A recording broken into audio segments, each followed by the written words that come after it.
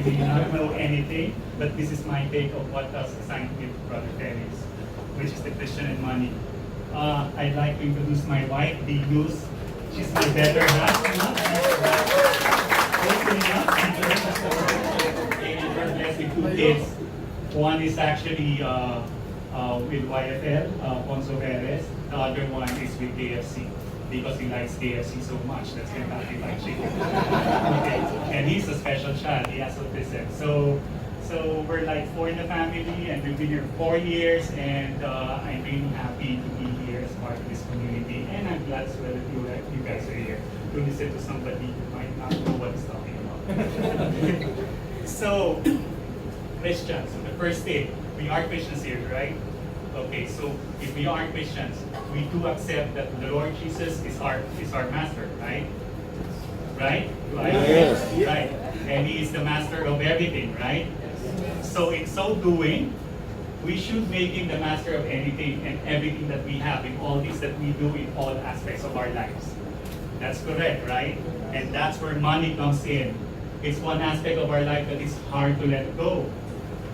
Right? And so we will try to delve into this difficult topic, and I hope I can convince you. Within a lot of caveats. Okay, so I think it's important for us to have a mindset, a change of mindset, right? It's a paradigm shift, if you wish, right? So if you know that God is the source of everything, and you know that He possesses everything that you own, everything else would be just resource, right? Everything, your money, your talent, your possession, even your loved ones are not owned by you. It's entirely up to God to give it or take it away from you, right? And if you trust in Him and trust in being secure in Him, you will not actually falter, and you will not be anxious about anything because He will provide, right? So, knowing God as a source, when we were doing this, and my wife and I just did this slide actually last Monday, okay? And so when we were approached by Brother Felix to do this talk, which is a week before the anniversary, I readily said yes, because it's a calling from God, right? And without hesitation, actually, thinking that it's easy peasy, because I've done financial talks, but not in a biblical sense.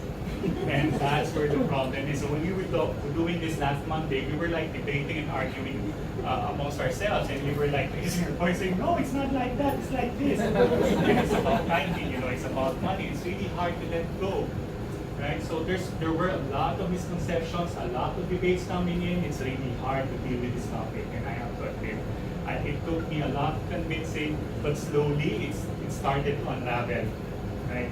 So slowly the Bible verses were talking to us, and it becomes clearer, right? In such a way that it became an enlightenment to both me and my wife. Even Ponso was joining the debate. Okay, so you've seen this, right? Money. Is it money that runs your life, or is it the Lord that runs your life?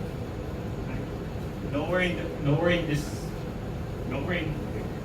Hong Kong is probably speaks a lot about these things, because Hong Kong, if people would just really, pardon if I'm talking about people from Hong Kong, but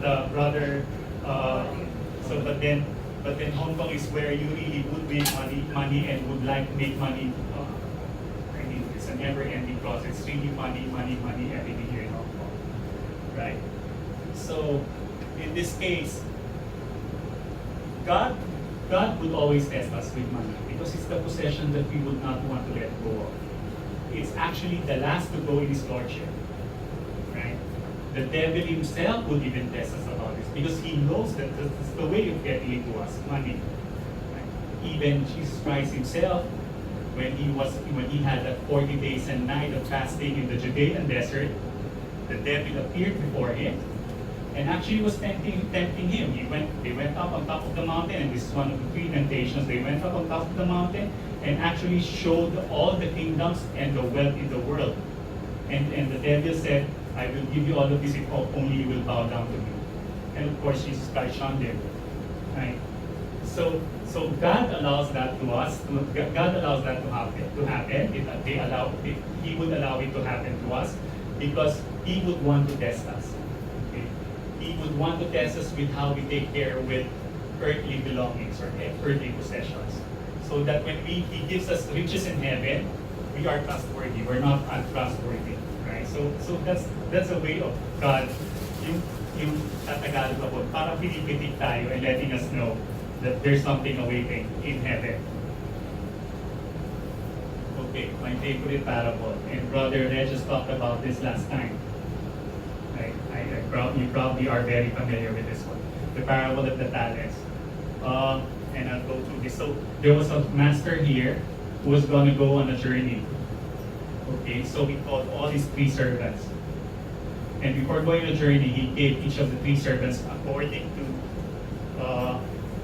his ability, his possessions. And I'm underscoring here his possessions.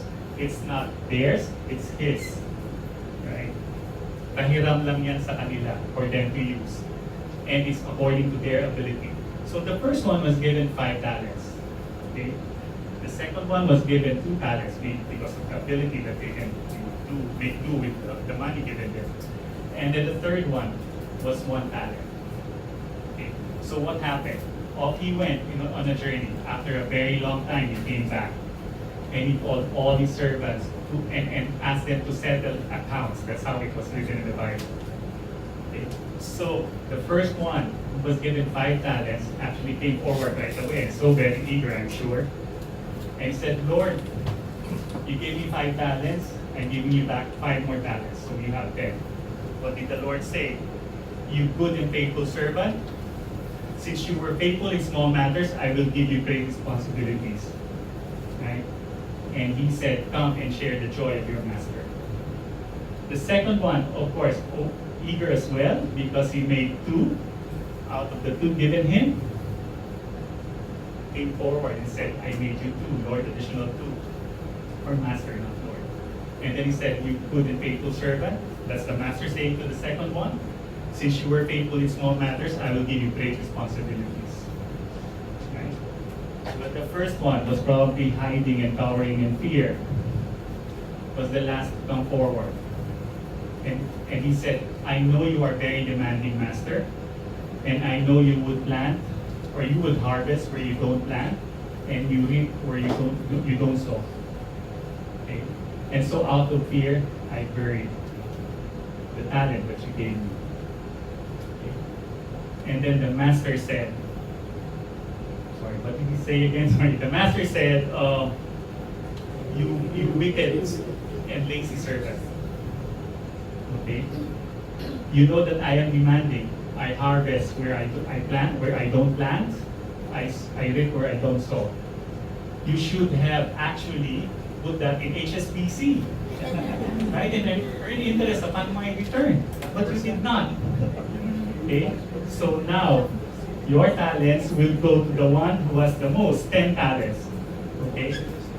So even went ahead and said, for to everyone who has more will be given, and he will grow rich. But from the one who has not even, what he has will be taken away. Okay? So 4 things that I learned from this parable. The first one, of course, everything that's given to us is on loan. It's not ours to take. It's temporary. It's His possession. It's the Lord's possession. Okay? So you have to be in that mindset, in that paradigm shift, where everything we own, we don't actually. Right now, it's just really temporary. The second one, forget about BIR. Forget about IRD. Forget about IRS or any 3-letter internal revenue agency that you know. You have to contend with only one, the GOD. Okay? God will audit you at the end of your life, or even at the end of time. It's not just a simple audit, it's a life audit. And no accountant can fix this.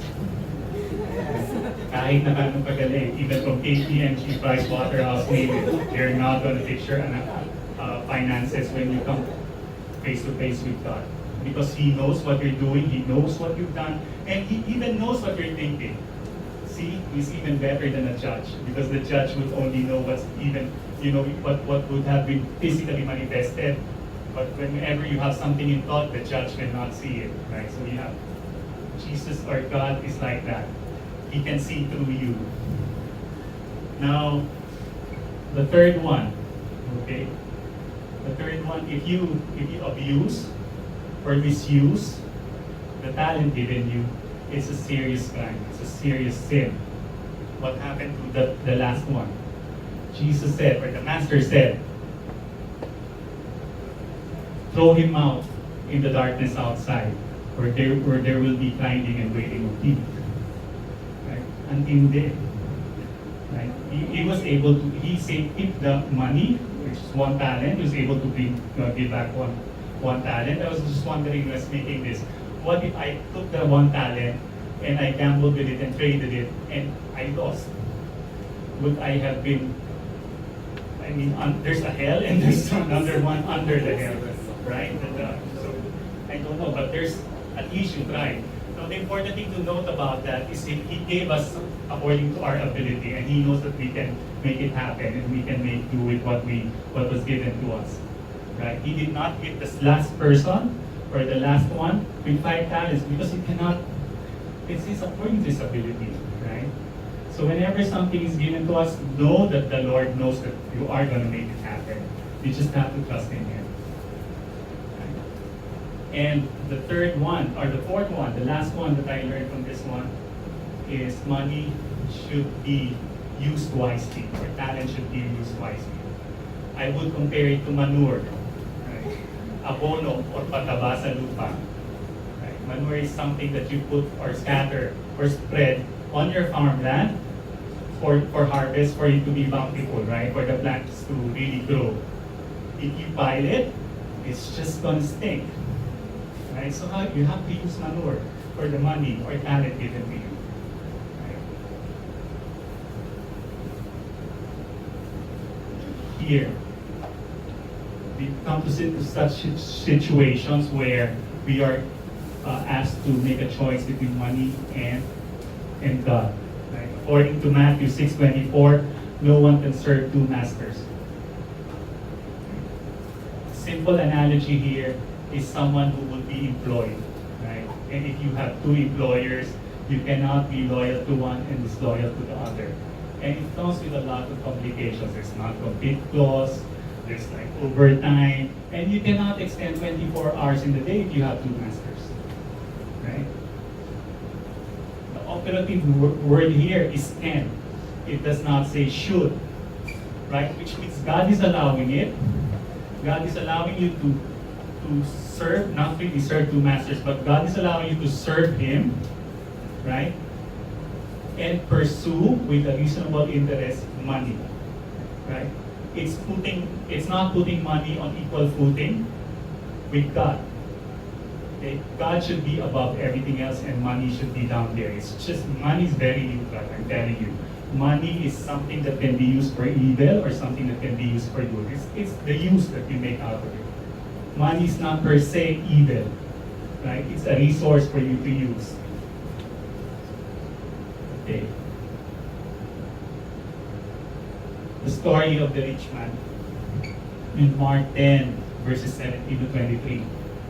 So, in this case, Jesus Christ was preparing for a journey again. And then this man, this rich, actually approached him and asked, "Teacher," good teacher actually was what he said, "how can I achieve eternal life?" Okay. And Jesus said, "You know the commandments," right? And he went on with the commandments. You shall not kill. You shall not commit adultery. You shall not steal. You shall not bear false witness. You shall not defraud. You shall honor your mother and your father. And that was what he said. And then of course the rich man was very proud and he said, "From you, Lord, I did that. I've done that. From you."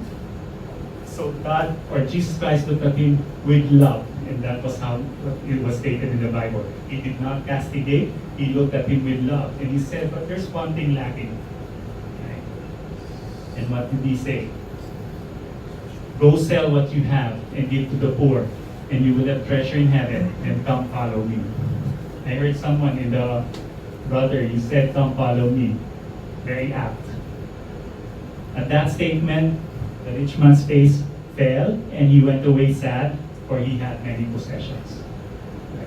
Here, the rich man is still attached to his wealthy, to his wealth, to his earthly possessions. They cannot let go.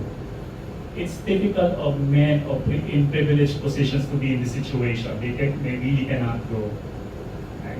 Because they've been used to the trappings of power, they've been used to the trappings of being wealthy, and so it's really very hard for them to let go. And so, in this case, what we need to really be particular about is we should know that we should actually accept that all our possessions is His possessions and not ours. Okay, again, it's the Bible saying that, and Jesus Christ Himself saying that. Okay. Luke 12, verse 15. It says, take care and be on guard against all covetousness, for one's life does not consist in the abundance of his possessions. Okay. So again, God, it's Jesus Christ telling us here to temper our greed, our covetousness. It's being greedy. Right? He will actually fulfill all our needs, but He will not fulfill our excesses. Covetousness is said here in such a way that you actually, I recall the Ten Commandments when you said, thou shalt not covet thy neighbor's wife. In the Philippines, we even said, thou shalt not covet thy neighbor's wife.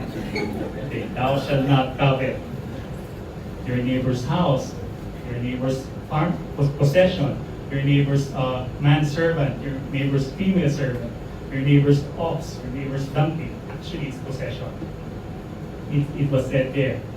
To me, I was thinking covetousness here would be equated, and it has to be taken together with actually desiring for something that you cannot have. Right? It's okay to be desiring something, but when you're desiring something which is excessive and something which you cannot have, that's evil. So God is actually tempering our desires here and warning us about it. Parable of the rich fool, Luke 12, verses 16 to 21. So the story here is there was this farmer and he's rich and he had a bountiful harvest. And so he's thinking, what will I do with my harvest? Where will I store it? There's a lot more than I can take compared to last year's. And so he said, I know I will tear down my barns and build larger ones. And exactly, that's what he did. Okay. He tore down his barn and built a big one. And then there's this, like a thief in the night. You know that? God appeared and say, you fool. He said, oh, I'm off. And God said, this night your life will be demanded of you, and the things you have prepared to whom will take you so. Right? He even said in Luke, and I'm going to read, thus will it be for the one who stores up treasure for himself, but is not rich in what matters to God. Okay, in this case, we are given abundance. We are given more than enough in life, and we are blessed sometimes. Right? We go through ups and downs, that's a given, but we are given blessings most of the time. And when we are given blessings, what do? We actually upgrade ourselves, right? We don't stay in that position where we would just be okay and just be satisfying our needs, but we upgrade ourselves. Mayaman ako, kailangan itaas pang tato ko sa buhay. Bibili ako ng maganda sakyan, I would buy. Instead of driving a Toyota, you'll be driving a Mercedes-Benz. Right? Instead of being in one house, you buy a vacation house here and there. Instead of like, you would think about traveling a lot kahit na wala na tayong pera sa bangko. Right? So it's really God telling us that we should not be When He blesses us with abundance, we should not be upgrading ourselves. We should be tempering ourselves actually. Right? And I'm reminded actually of this saying as when and like a thief in the night, right? He came in and he's asking the life of that rich fool, and that's death actually.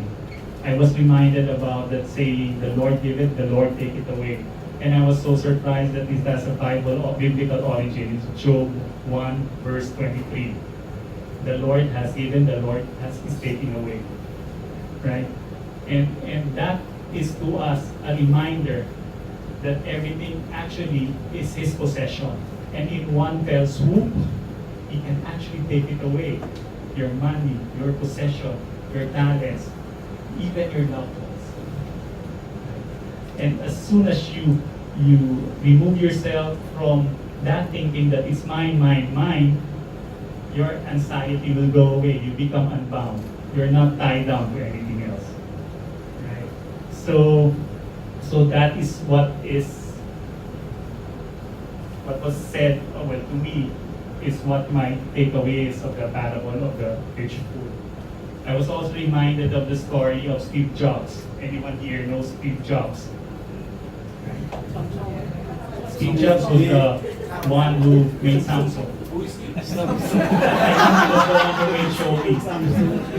He's the Apple CEO, and he died of cancer, right, at the age of 56. And in one of the conversations, he actually got himself a biographer by the name of William Isaacson, who's from CNN. The vanity of it all, right? He even got his own biographer. And close to his death, he sort of confided in a garden when they were talking about the biography. And in one of those instances, he actually confided to Isaac, saying, "I struggle with my relationship with God."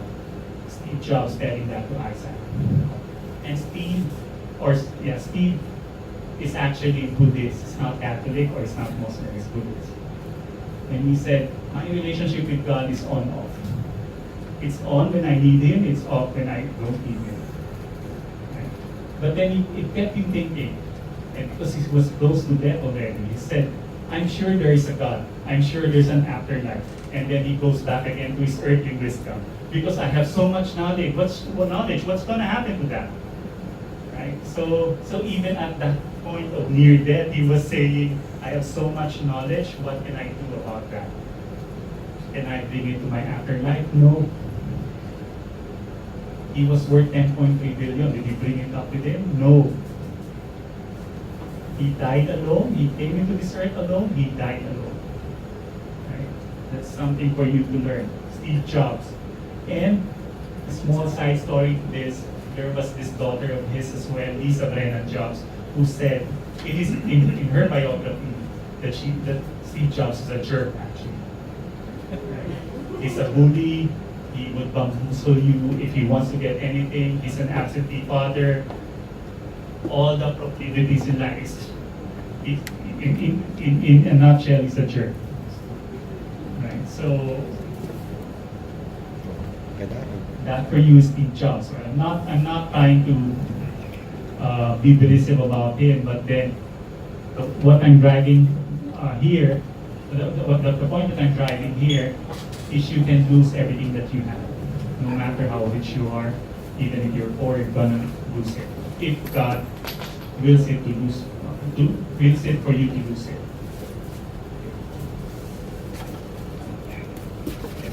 Now, God promises for us to provide our needs.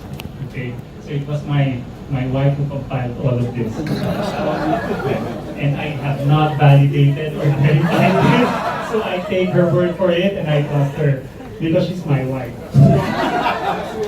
Okay, so this is actually the promise of God that He will provide for our needs. It's not our excesses again. It's not for, it's just what is enough for us. He will provide for that. So God will provide for me, and you don't have to be worrying about it. Amen. Amen. Amen. Okay, but it does not say as well for people who are able-bodied to be lazy. To just be waiting for things to come. It doesn't. There's a saying in Filipino, nasa Diyos ang awa, nasa tao ang gawa. Yan yan. Hindi yan darating sa inyo, you have to do something about it. And meron yang basihan sa kasulatan.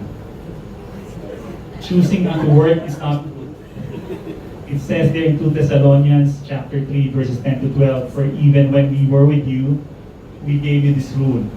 If a man will not work, he shall not eat. We hear that some among you are idle. They are not busy. They are busybodies.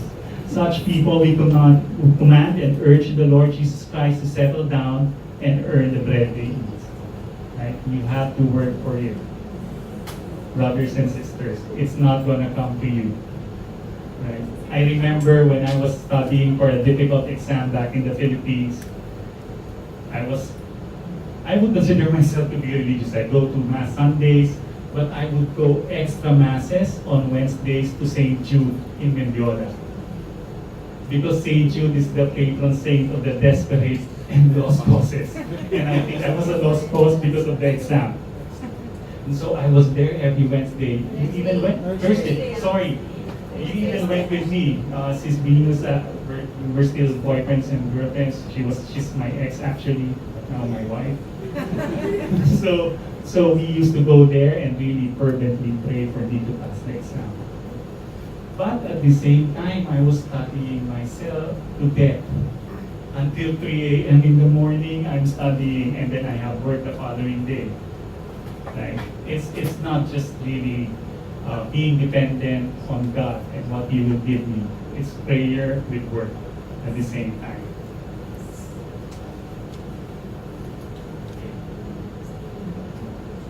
A lot of us go through novenas, petitions, simbang gabi. If I finish the simbang gabi, I'm sure my wishes will be fulfilled.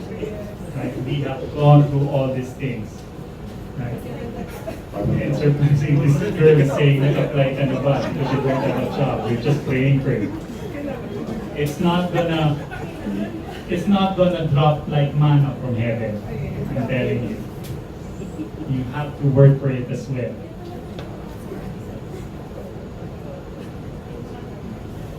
Corinthians chapter 9 verses 8 says that, and God is able to make all grace abound to you, so that in all things and at all times, having all that you need, you would abound in every good work. What jumps out of this for me is abundance. Right? But when you do have abundance, what do you do with your abundance? You just keep it to yourself? No. It says here that you should do every good work with your abundance. Right? He's just giving you enough, but then your abundance should be doing good work. Right? If you're given more money than what is needed, you give it to the community, you give it to CFC FFL, you give it to the church. And just be but then we are in this community, right? And we need money. The fact that you ate the delicious shop out there came from the money given by all of you to us. The fact that we are here, and I'm not sure if we're paying for this, there's money out of what you give us.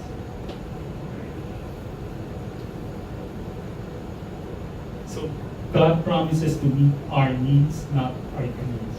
We should not be greedy again covetousness. Right? Only just enough. We should also expand our ministry. So when we do have abundance, it should be for His greater glory. It's His ministry. It's His evangelization. Right? And when you share your abundance to others, you are a blessing to them. Right? You are setting an example. It's part of your ministry as well. When you share your abundance, then people are more drawn to you. And you are fulfilling the ministry of Christ. Now, this is an actual word used in the Bible, right? Use of wealth. It says here, it's not even a warning or instruction, it's a command to those who are rich in this present world not to be arrogant, nor to put their hope in wealth, which is so uncertain, but to put their hope in God, which provides us with everything for our enjoyment. Okay? So do not rely or be dependent on earthly possessions. It's just gonna go away. It's fleeting. But the important thing for me here is enjoyment. God is not telling you not to enjoy. He's actually telling you to enjoy, but not excessive enjoyment, brothers and sisters. Okay? There's still sharing, the sharing part of your abundance. Right? It's you're not sinning if you're enjoying what you have. It's really the excesses that God would frown upon. That's 1 Timothy chapter 6, verse 17. Okay. Where to best invest? What do you think? Heaven. Heaven. And heaven is? It's eternal. It's eternal. You should always think that way. It's not our life here on earth is temporary. We should actually be doing everything in His grace, in His glory, and in worshiping Him. So these are the funds that I would want to put your money in. Okay? So we have in God's treasury fund, we have mutual fund, we have growth fund, and we have equity service fund. Okay? I'm just using the terms of the bankers here if there's any banker here. Okay, in God's treasury fund is actually you're giving money to the Lord because you express worship. You adore Him. You love Him. You actually don't want anything in exchange. You're actually not waiting for you to be blessed twofold.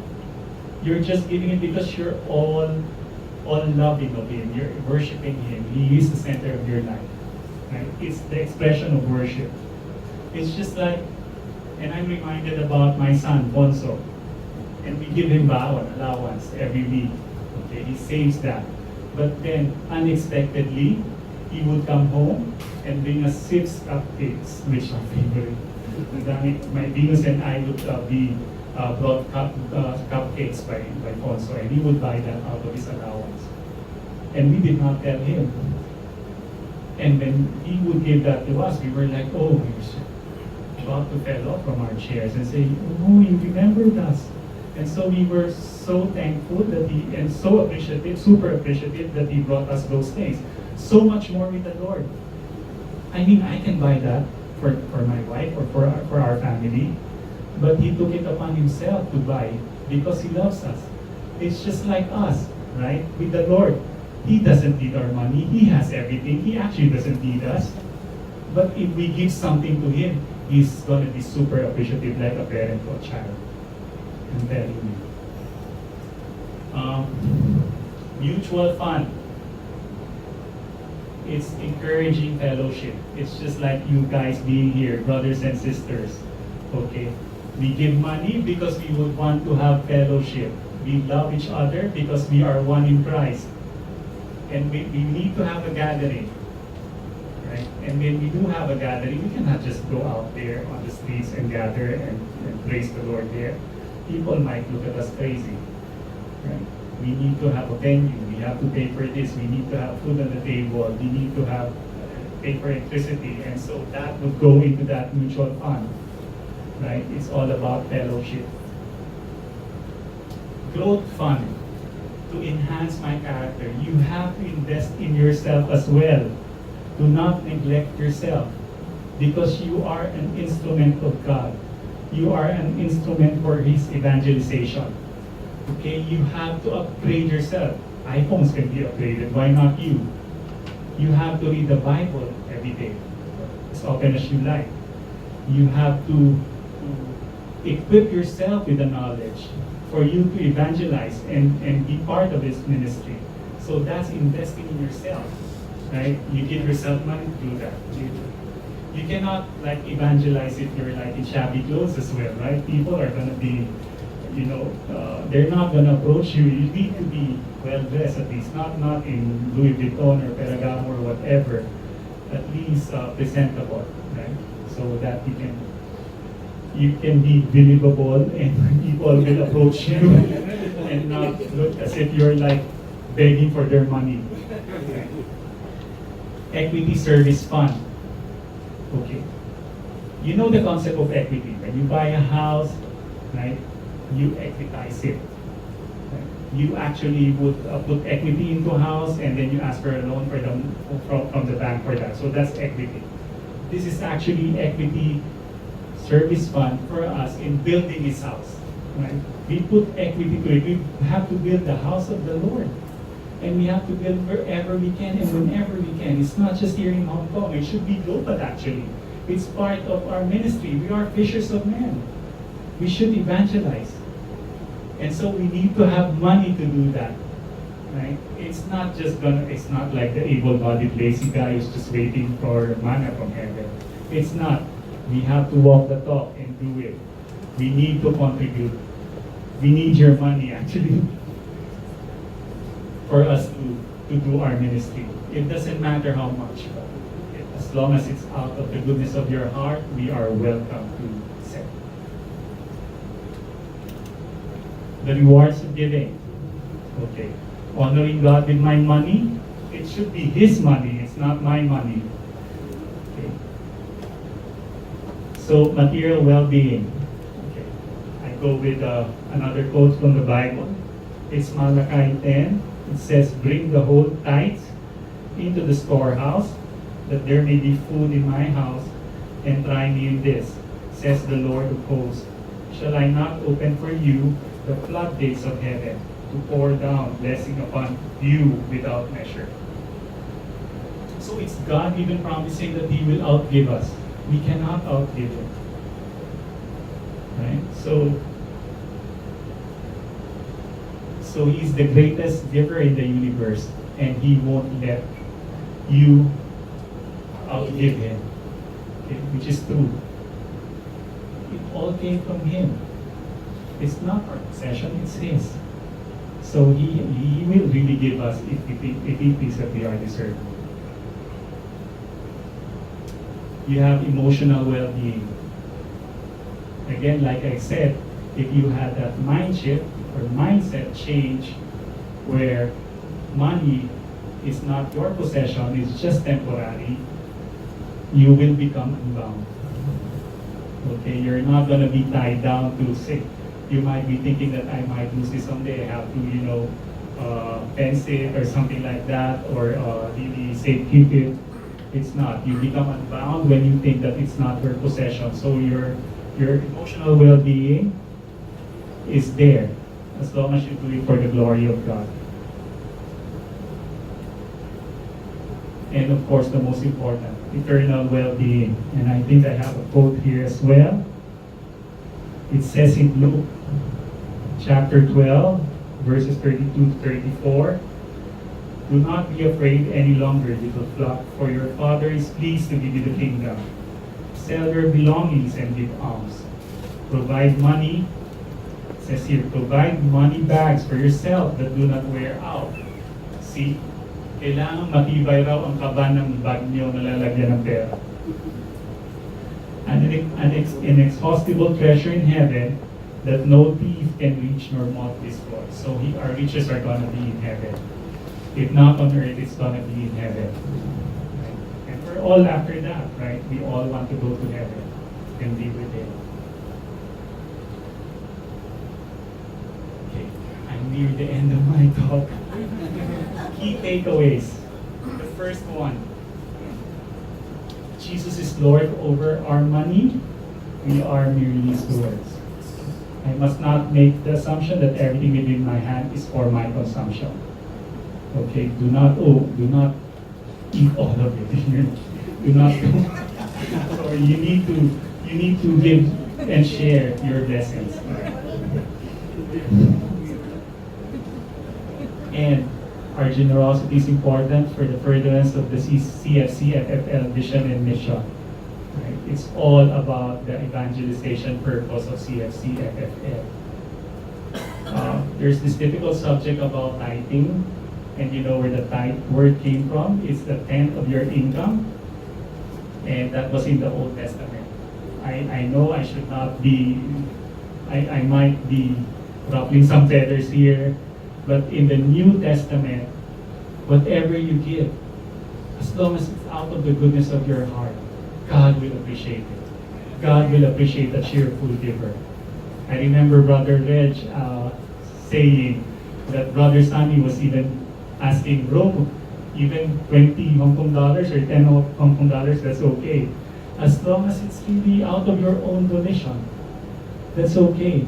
God will appreciate it. You can give more than the tenth of your income. You can give less than the tenth of your income, as long as you are really wholeheartedly giving it to Him. That's okay. So, if there are any questions, that's the last slide I have. None. Going once, twice. Okay, so I think after this we need to do group sharing. And for starters, I would be asking, I would be asking your groups, you group yourselves, and you know how to group yourselves. So this is the group share.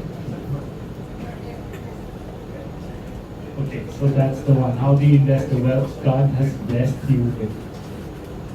Okay, I hope it's not hard enough for you. Thank you so much.